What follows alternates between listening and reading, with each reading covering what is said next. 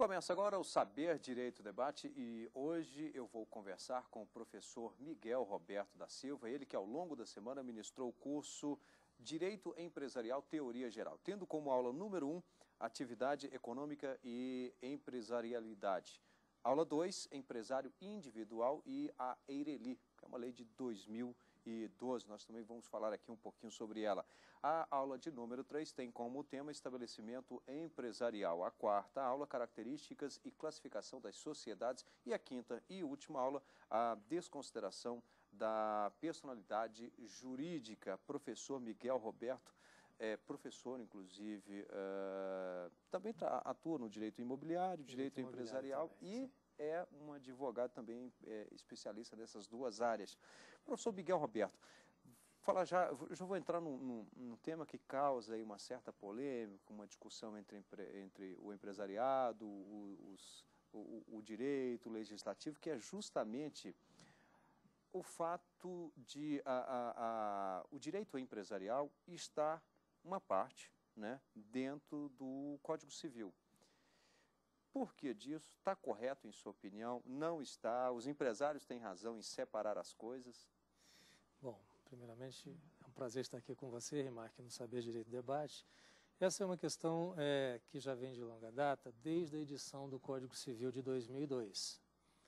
O Código Civil de 2002 trouxe em seu bojo a inclusão de um livro inteiro, que é o livro 2, que trata do direito de empresa. O Código Civil de 2002, que trouxe o direito de empresa no seu bojo, está aí rememorando a teoria de empresa que é de origem italiana, do Código Civil italiano de 42, veja bem, da época fascista de Benito Mussolini. Como o Código Civil de 2002 passou muito tempo no Congresso até ser aprovado, foram mais de 20 anos, essa teoria dentro do Código Civil trouxe um racha, ou seja, é uma briga entre autonomistas e anti-autonomistas. Afinal, o direito comercial, que é o antigo nome do direito empresarial, é uma disciplina autônoma ou ela é apenas um apêndice do direito civil? A discussão é antiga, muito antiga, desde a época de Savigny. Mas, basicamente, o que se tem hoje é uma parte do direito empresarial é regulada dentro do Código Civil, mas uma parte enorme também das relações que envolvem direito empresarial ou direito comercial estão fora. Vale dizer, por exemplo, que o Código Civil de 2002 ele revogou só a primeira parte do Código Comercial de 1850. A segunda parte continua valendo. Há outras leis esparsas muito importantes, como a Lei da Sociedade Anônima, a Lei 6.404 de 76, que trata do tipo mais completo de sociedade e mais complexo de sociedade empresária, que continua fora do Código Civil. Então, a briga é antiga. Eu, da minha parte, modestamente, sou partidário da autonomia do direito empresarial. Ainda que ele tenha migrado parte dele para o Código Civil, no livro 2, as disposições atinentes ao direito comercial, agora chamado empresarial, são realmente bastante distintas ou paralelas ao direito civil.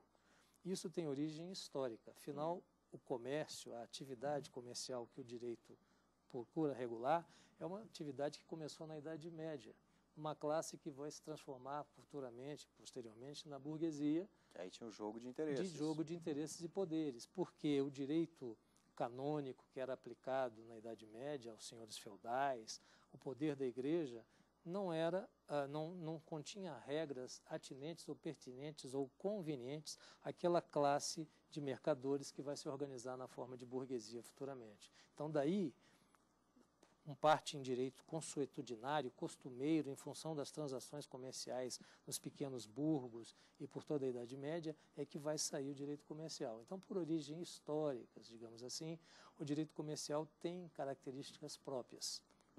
Por exemplo, nós vemos na Constituição Federal, no artigo 22, que trata da competência da União, ela fala: a regulação compete à União legislar privativamente sobre direito comercial, direito civil. Nas universidades, nos currículos, o direito comercial, o direito empresarial tem sua posição própria, distinta do direito civil e por aí vai. Então, essa discussão é grande. Inclusive, agora, tramita no Congresso Nacional um projeto que pretende colocar o Código Comercial novamente a funcionar, ou seja, encorpar todas essas regras dentro de um código para regular o direito de empresa. E aí retira essa parte do direito Obviamente do terá que Civil. Revogar, retirando do Código Civil atual esse livro que trata do direito de empresa. Mas esse é um projeto de fato, assim, é uma tendência, é uma solicitação, há um clamor por parte dos empresários ou eu diria que o parte meio, jurídica? Como é que a classe jurídica está nisso? Eu acho que é também? mais uma discussão jurídica entre civilistas e comercialistas, né? Para o empresário em si, digamos que não há grande importância se as regras atinentes a eles estão dentro do Código Civil ou num Código Comercial próprio. Isso realmente é mais uma divergência doutrinária entre os juristas, né? Porque, por exemplo, uma causa, digamos aqui, empresarial, ela vai para onde? Pois então, depende, não é? Então, depende. Por quê? Porque se formos tratar de situações que envolvam títulos de crédito, cobrança de notas promissórias, litígios entre um comerciante, um empresário e seus clientes, isso é tratado nas varas cíveis normais ou nos juizados especiais, né? Os antigos juizados de pequenas causas. Agora, se formos tratar aqui no DF, por exemplo, o STJ, o Tribunal de Justiça do Distrito Federal, ele tem uma vara especializada, que é a vara de recuperações e falências, litígios empresariais e insolvência civil. Juntou-se todos esses assuntos numa única vara. Mas por aí, pelo Brasil afora, o mais comum é ocorrer o quê? Ocorrer que os litígios que envolvem empresário, insolvência de empresário, são tratados por uma lei específica, que é a Lei de Falências, a 11.101 de 2005, e são julgados por um juiz especializado, que é desta vara, então, de recuperações de empresas e falências. Ao passo que se eu, uma pessoa comum, que não sou empresário, torno-me insolvente, a mim não vai se aplicar a Lei de Falências. Vai se aplicar uma disposição do Código do Processo Civil, que é um procedimento, a execução por quantia certa contra devedor solvente, e eu terei esse meu caso julgado por uma vara civil comum. Então, até nesse elemento prático, aí há distinção se você é empresário e se não é. Afora outras questões que eu abordei nas minhas aulas, que é a questão da limitação de responsabilidade, não é? Da relação entre o empresário e o consumidor. Então, há distinções, sim, entre esses dois ramos do direito, ainda que todos eles tratem do ramo das obrigações. Só que, de um lado, você tem obrigações entre empresários e clientes, elas são tratadas de forma diferente. Quando há relação ali de consumo, entre né, obrigações... vão para as varas especializadas. Exatamente. Que hoje lotam, inclusive, né? Sim, com certeza. E as relações entre pessoas que não são empresárias, as relações civis, né? Então, é pertinente essa discussão e os comercialistas estão, digamos assim, através desse projeto de lei que há em trâmite, tentando resgatar, do ponto de vista do positivismo, do formalismo, essa autonomia do direito comercial, agora chamado empresarial. Bem, eu estou aqui conversando com o professor Miguel Roberto, ele que ao longo da semana ministrou no Saber Direito o curso Direito Empresarial Teoria Geral. Nós vamos aqui a um rápido intervalo e em seguida estaremos de volta. Até já!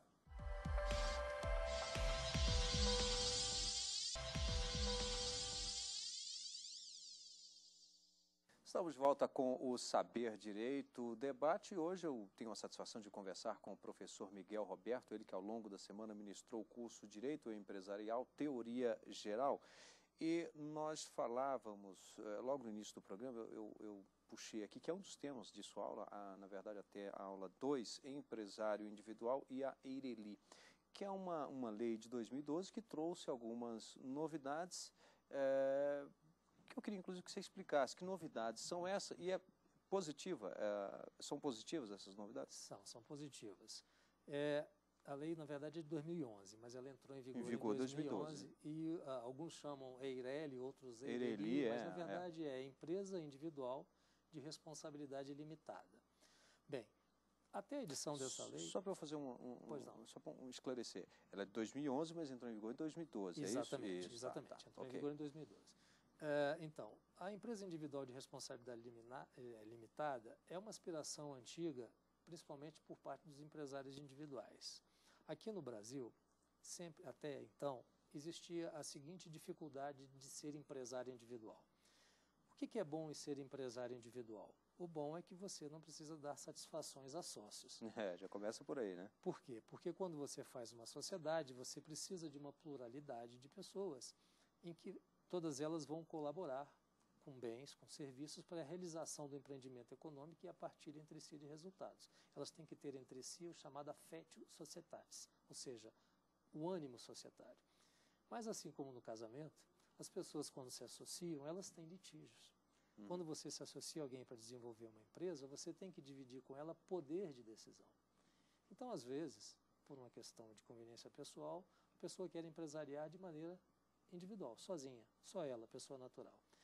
A desvantagem disso é que o empresário individual, ele responde ilimitadamente pelas dívidas do negócio, do empreendimento econômico, coisa que quando se é associado, ou seja, quando se forma uma sociedade empresária, dependendo do tipo societário que você escolha, e geralmente se escolhe a sociedade limitada ou a sociedade anônima, o sócio entrega bens, recursos econômicos para integralizar o capital social dessa sociedade, mas uma vez que ele faça isso, ele não responde mais por dívidas da sociedade, na maioria das vezes, exceto algumas exceções. Então ele consegue criar uma barreira de proteção entre o que é patrimônio pessoal privado dele e o que é patrimônio pertencente à sociedade. Logo, dívidas com credores, com clientes, são suportadas pelo patrimônio social e não pelo patrimônio particular de cada sócio. Quando se é empresário individual, até a edição então dessa lei que criou a Eireli, você não tem essa barreira de proteção. Ou seja, se a quantidade de recursos econômicos que você afetou ao negócio não forem suficientes para pagar os débitos junto a credores e fornecedores e clientes, o seu patrimônio pessoal vai ter que arcar também. Ou seja, a sua responsabilidade não é subsidiária, é como que solidária e ilimitada. Então, isso sempre foi um fator de risco muito grande que inibe, não é, a atividade econômica por parte de indivíduos, pessoas físicas. O que se fazia então? Se fazia as sociedades de fachada. O sujeito pegava um sócio laranja, confiava a ele 1% do capital, que às vezes ele mesmo que punha, então se criava uma sociedade fictícia, no papel formalizada, mas que esse sócio laranja nem participava dos negócios sociais. Deu um problema, vamos cobrar Exatamente. dele. Só pra... Então o que traz a Eireli ou Eireli? A possibilidade de que isso já está acontecendo, as juntas comerciais têm estatística a esse respeito, que várias sociedades de fachada estão então agora se formalizando, se transformando para o empresário individual sob a forma de empresa individual de responsabilidade limitada. Ele cria então uma pessoa jurídica, dedica a ela um capital social e consegue pôr a salvo, em princípio, o seu patrimônio pessoal dos riscos do negócio. Isso é muito bom para o pequeno empreendedor e vai incentivar muita gente que está na informalidade ou que constituiu sociedade de fachadas se formalizar através da Eireli. Bem, posso falar um pouquinho, você até comentou lá no primeiro bloco sobre a questão falimentar. Nós temos inclusive uma estrutura que faz aí toda a análise e tal. Aliás, os últimos avanços na legislação sobre a questão de falência de empresas é de quando? Olha, a lei de falências, a 11.101, é de 2005. Mas de lá para cá, ela já recebeu 3 reparos. Por quê?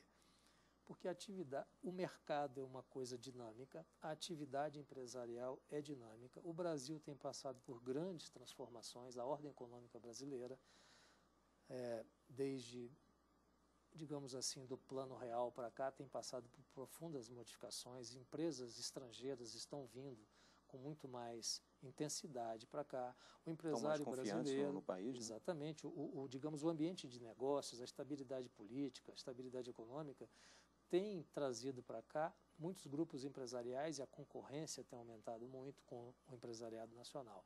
Então, em função disso tudo, a legislação tem evoluído. Porque uma coisa básica, que é um princípio que não está na Constituição, mas está nessa lei de falências, é que a empresa, como atividade, a empresa enquanto atividade econômica organizada, ela deve ser preservada. Por quê? Porque o Estado quer tratar bem o empresário, ou seja, a pessoa jurídica ou física que toca a empresa, que exerce a atividade, não. É porque a empresa cumpre uma função social muito importante quando ela é formalmente constituída e quando ela trabalha corretamente. Uhum. Por quê? Ela gera riquezas, distribui bens e serviços à população, ela paga tributos e ela gera empregos. Então, por conta disso, quando um ou outro empresário, pessoa física ou jurídica, uma sociedade empresária, não conduz bem uma empresa, a lei primeiro tenta fazer com que, afastando esse indivíduo ou até mesmo mantendo ele no comando da empresa, mas sob o monitoramento de um agente indicado pelo juiz da falência e da recuperação, tenta recuperar o negócio. Então, essa lei foi modificada, em parte, para produzir a possibilidade de recuperação extrajudicial, que é um acordo direto desse empresário devedor em dificuldades com seus credores, ou ainda de recuperação judicial, já sob a tutela de um juiz, de falências, de recuperação e falências. E caso isso não vingue, então, vai-se para uma segunda fase, que é a falência. Mas a falência é um processo de insolvência, de concurso universal de credores, ou seja, todos aqueles, tem lá um rol todos aqueles credores da massa falida, desse empresário, vão concorrer para esse mesmo juízo, mas ela, de certa medida, ela sempre está tentando, ainda que falido, preservar a unidade produtiva, causar o mínimo de dano possível aos empregados, aos credores, ou seja, é um processo que tem vários cuidados que, no caso de uma insolvência civil de alguém que não é empresário, não tem. Por quê? Porque a insolvência minha ou sua é um problema individual seu e de sua família. Não afeta o coletivo, não é? Não afeta a sociedade como a falência de uma empresa, ou seja, de uma sociedade empresária ou de um empresário. Então, essa lei tem sido modificada. A última modificação havida na lei de falências foi em 2011. E são procedimentos, então, que buscam, principalmente, digamos, levar em consideração esse princípio de continuidade e preservação da empresa enquanto atividade econômica. Não necessariamente a proteção do empresário, daquele que exerce. É justamente até uma linha de raciocínio diferente de tempos atrás, quando está falindo, então para não dar prejuízo, vamos encerrar. Agora não, está falindo, peraí, vamos tentar recuperar, saudar todo mundo e continuar rendendo bons frutos. Afinal de contas, tem a questão justamente dessa participação, dessa função social. Claro. Bom, nós vamos fazer aqui mais um rápido intervalo e em seguida estaremos de volta com o Saber Direito Debate. Até já.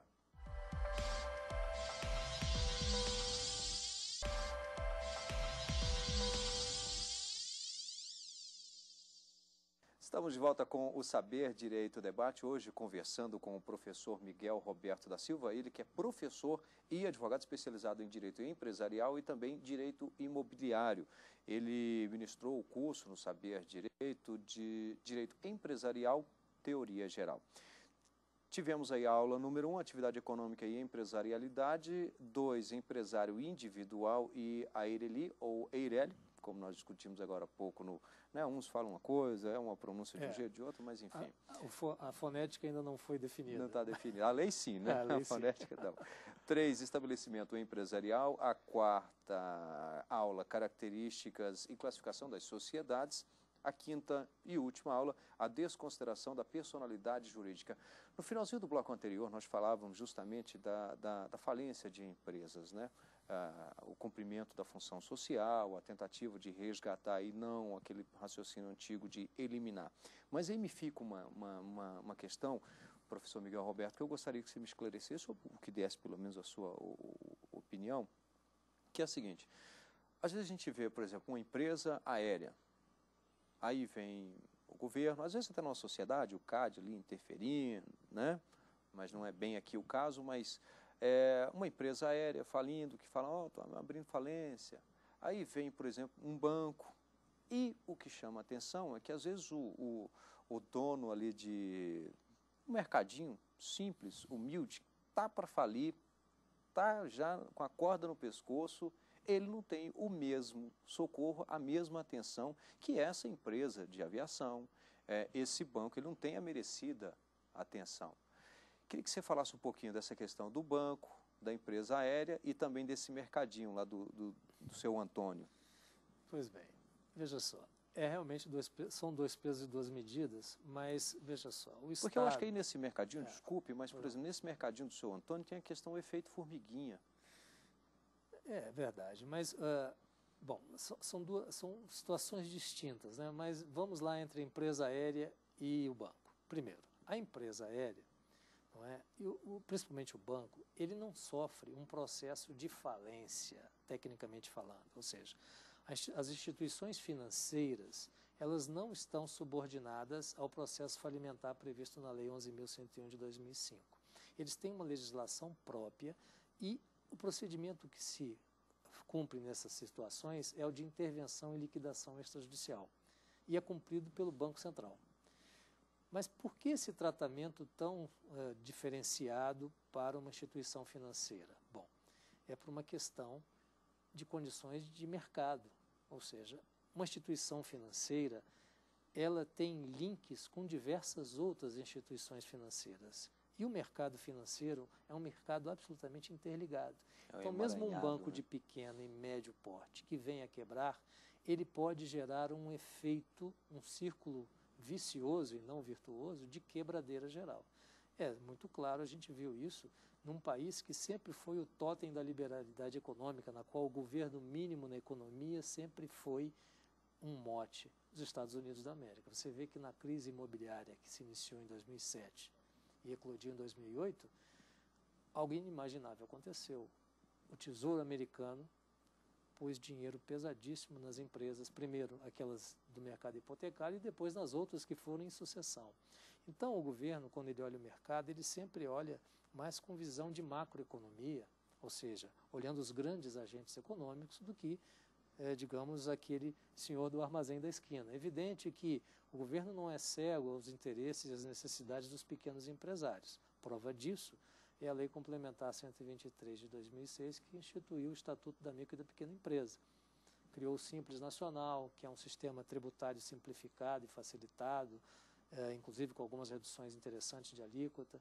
Então, o pequeno também é visto. Tem o SEBRAE, que não é um órgão governamental, é um serviço brasileiro de apoio às micro e pequenas empresas, mas que tem um papel importante. Então, veja que são pesos e medidas diferentes em função das consequências da falência de um pequeno comerciante de esquina, da quebra de uma instituição financeira ou de uma grande companhia aérea, né? São os interesses envolvidos. Bom, obrigado pela explicação. Nós vamos agora para as indicações de leitura e eu tenho aqui em minhas mãos, trazido pelo professor Miguel Roberto, o livro A Riqueza e a Pobreza das Nações. Por que algumas são tão ricas e outras são tão pobres? Boa pergunta, né? Pois é, esse é um livro do David Landes, que é um professor de Harvard, professor de economia política. Eu trouxe esse livro só para provocar a seguinte questão. Direito empresarial não é uma disciplina jurídica isolada. O direito empresarial, ele demanda conhecimento de outras áreas, principalmente de economia. E aí, esse livro, ele traz conclusões interessantes. Todas as economias avançadas de hoje conseguiram esse desenvolvimento se transformar em potência em função de aplicar economia de mercado e democracia. O Brasil está nesse caminho, falta chegar a ser, então, essa grande economia que pretende, né? E o direito empresarial lida com os agentes que produzem esse desenvolvimento, que são os empresários. De Fábio Ulloa Coelho, curso de Direito Comercial. Direito Fábio de Ulloa Coelho é um doutor, professor da PUC de São Paulo, orientador de doutores e de mestres, e é uma referência no direito empresarial moderno, tem coleção de livros, e eu recomendo a todo estudante, tanto o profissional do direito quanto o acadêmico, né? Temos aqui o curso de Direito Empresarial, Teoria Geral e Direito Societário do professor Marlon Tomazetti. Pois é, o Marlon Tomazetti é um querido amigo, é procurador aqui do Distrito Federal, mestre e doutorando em Direito Empresarial, também tem 3 livros que falam do direito empresarial, tem grande experiência acadêmica e uma linguagem muito didática e fácil para o acadêmico de Direito. Mais um aqui, que é o Manual de Direito Comercial e de Empresa. Isso é o livro do senhor Ricardo Negrão. Esse professor Ricardo Negrão, ele foi desembargador do Tribunal de Justiça de São Paulo, tem uma experiência vasta na docência de direito comercial e empresarial e livros que abrangem todas as áreas do direito empresarial. Também é uma referência muito interessante, uma competência técnica muito grande que tem esse professor. Inclusive, aqui inclui, de acordo com a nova lei de falência que nós citamos agora há pouco, né? Na verdade, nova de 2000, tão nova assim, né? em 2005, assim, né? mas que tem sido, digamos assim, constantemente atualizada em função dos fatos econômicos e das novas necessidades dos agentes de mercado. Manual de Direito Comercial. Valdo Fazio Júnior, ele foi promotor público em São Paulo, é um professor também muito competente, é professor da Escola do Ministério Público de São Paulo, tem uma grande experiência de docência e é um livro também muito didático. Como é um manual, ele concentra todas as disciplinas num mesmo livro, também muito indicado para o acadêmico de Direito, né? Eu utilizo esses livros todos para planejar as minhas aulas para o pessoal de Direito Empresarial. Bem, eu tive aqui a satisfação de conversar com o professor Miguel Roberto da Silva, ele que é professor e advogado especializado em Direito Empresarial e Imobiliário, ministrou o curso no Saber Direito, Direito Empresarial, Teoria Geral. Lembro que você pode participar do programa, o nosso endereço é saberdireito@stf.jus.br. E o programa Saber Direito Debate está disponível também na internet, o endereço é www.tvjustiça.jus.br. Obrigado e até o próximo encontro. Tem dúvidas sobre o assunto? Mande um e-mail para nós, saberdireito@stf.jus.br. E você também pode estudar pela internet, www.tvjustiça.jus.br.